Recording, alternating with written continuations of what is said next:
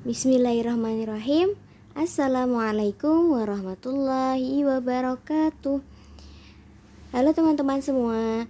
Semoga pada hari ini kita diberikan kesehatan, keselamatan, juga kebahagiaan ya. Bertemu lagi bersama kami di kelompok 3, yang mana kami akan menyampaikan materi mengenai psikoanalisis klasik menurut tokoh Sigmund Freud. Kelompok kami, kelompok 3, yang beranggotakan yang pertama Firda Akmala, NIM 33190002. Yang kemudian yang kedua Nisrina Kotronada, NIM 33190017, dan kemudian Rizkyana Rashid, NIM 33190034. Setelah ini kami akan menjelaskan mengenai psikoanalisis klasik. Apa sih yang akan kita pelajari dalam psikoanalisis klasik Sigmund Freud? Yang pertama, struktur kepribadian, lalu dinamika kepribadian, lalu perkembangan kepribadian, aplikasi psikoanalisis, dan yang terakhir, teknik yang dipakai.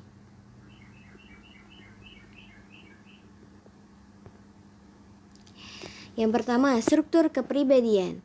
Jadi, struktur kepribadian itu memiliki 3 tingkatan. Yang pertama adalah sadar, prasadar, dan tak sadar. Namun, pada tahun 1923, Sigmund Freud mengenalkan 3 struktur baru dalam kepribadian, yaitu ID, ego, dan juga superego. Namun, 3 tingkatan yang baru ini tidak menghilangkan atau tidak menggeser pada struktur yang pertama. Jadi cuma melengkapi saja. Jadi dalam struktur kepribadian menurut Sigmund Freud ini ada 6 tingkat kesadaran ya. Yang pertama sadar. Tingkat kesadaran yang berisi semua hal yang kita cermati pada saat tertentu. Menurut Freud hanya sebagian kecil saja dari kehidupan mental yang masuk ke kesadaran. Yang kedua, prasadar. Disebut juga ingatan siap atau available memory, yakni tingkatan kesadaran yang menjadi jembatan antara sadar dan tak sadar. Jadi prasadar ini tengah-tengahnya ya, antara sadar dan juga tidak sadar. Isi preconscious berasal dari conscious dan dari unconscious. Nah, itu tadi di tengah-tengah jembatannya antara sadar dan tidak sadar. Materi tak sadar yang sudah berada di daerah prasadar itu bisa muncul kesadaran dalam bentuk simbolik seperti mimpi, lamunan, salah ucap, dan mekanisme pertahanan diri. Yang ketiga, tak sadar, unconscious. Bagian yang paling dalam dari struktur kesadaran dan menurut Freud merupakan bagian terpenting dari jiwa manusia. Ketidaksadaran berisi insting, impuls, dan drives yang dibawa dari lahir dan pengalaman-pengalaman traumatik, biasanya pada masa anak-anak, yang ditekan oleh kesadaran dipindah ke daerah tak sadar. Yang keempat, ID atau Das-Es. ID adalah sistem kepribadian yang asli dibawa sejak lahir yang bersifat primitif dan naluriah. Dari ID kemudian muncullah ego dan juga super ego. ID ini berisi aspek psikologik yang diturunkan seperti insting, impuls, dan drive.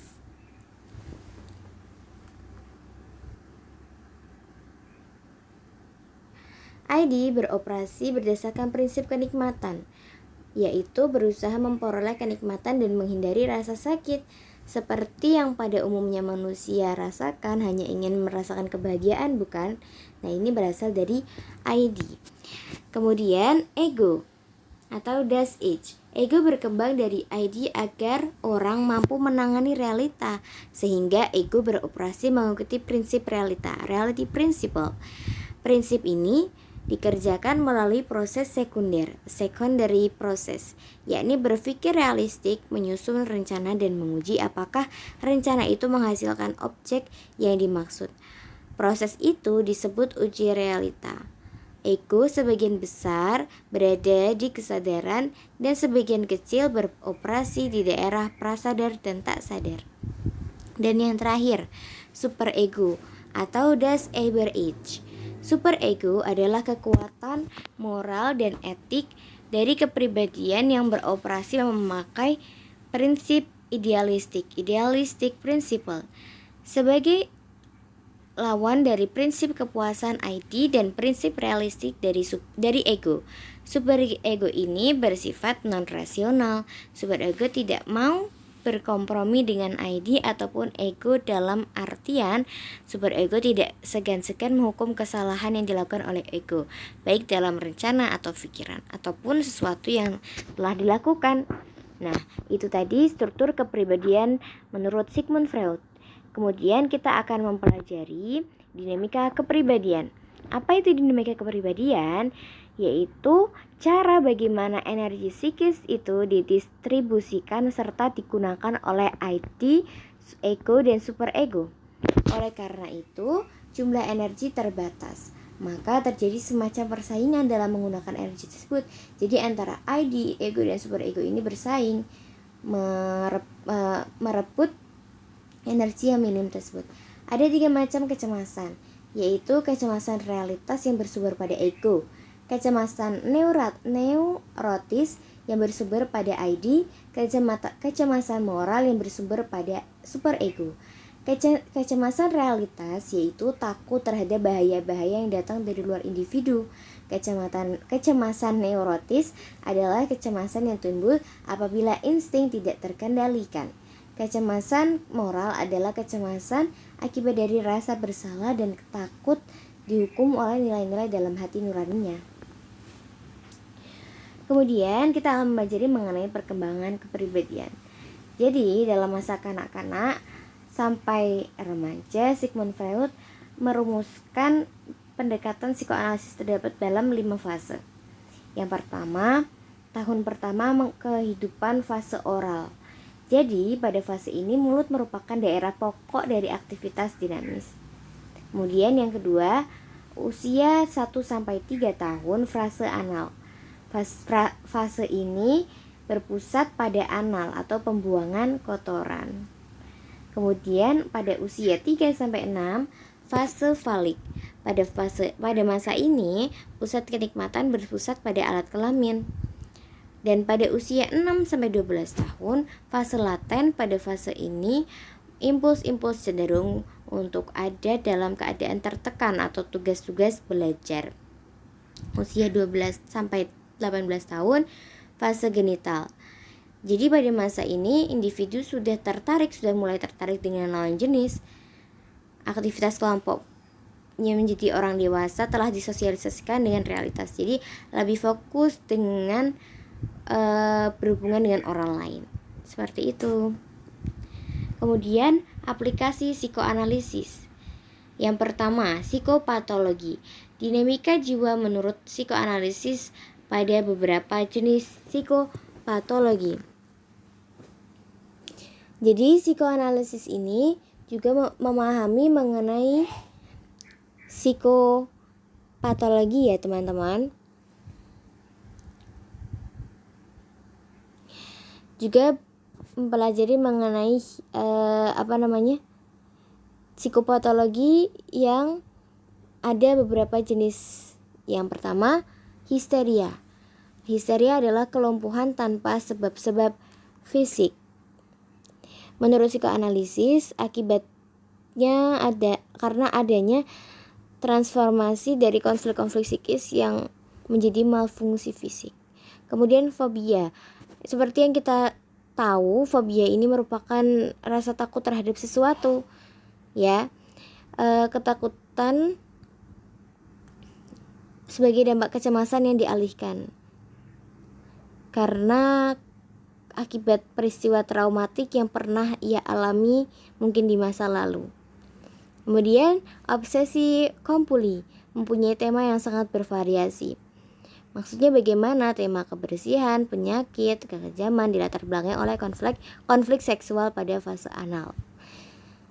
Kemudian ada depresi, perasaan tidak mampu, tidak kompeten, kehilangan harga diri dan merasa bertanggung jawab terhadap semua kejadian buruk.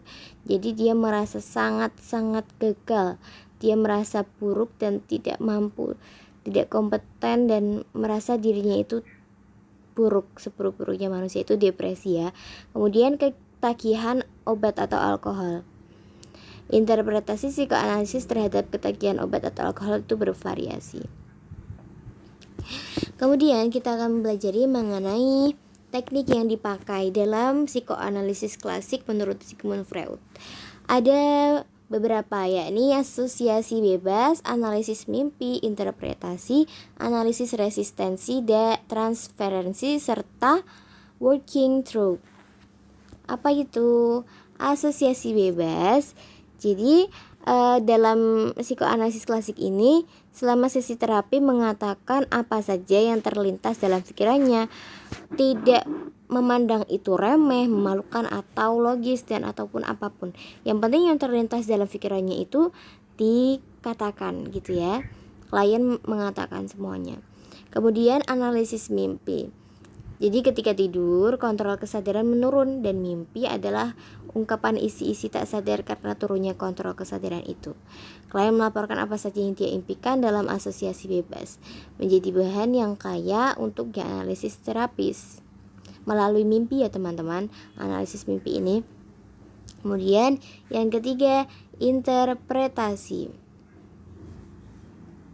Interpretasi ini mengenalkan kepada klien makna yang tidak disadarinya dari pikiran, perasaan, dan keinginannya. Kemudian analisis resistensi. Resistensi adalah mekanisme pertahanan klien dan analisis akan mengungkapkan unsur yang penting dari masalah yang ingin disembunyikan klien.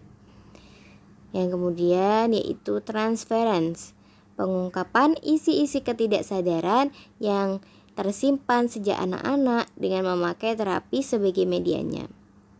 Yang terakhir yaitu working through, terus-menerus menginterpretasi dan mengidentifikasi masalah klien, mengulang resistensi dan transferensi pada seluruh aspek pengalaman kejiwaan. Ya, itu tadi yang sudah saya paparkan, yaitu mengenai psikoanalisis klasik menurut Sigmund Freud. Kurang lebihnya mohon maaf. Wabillahi taufiq wal hidayah. Wassalamualaikum warahmatullahi wabarakatuh.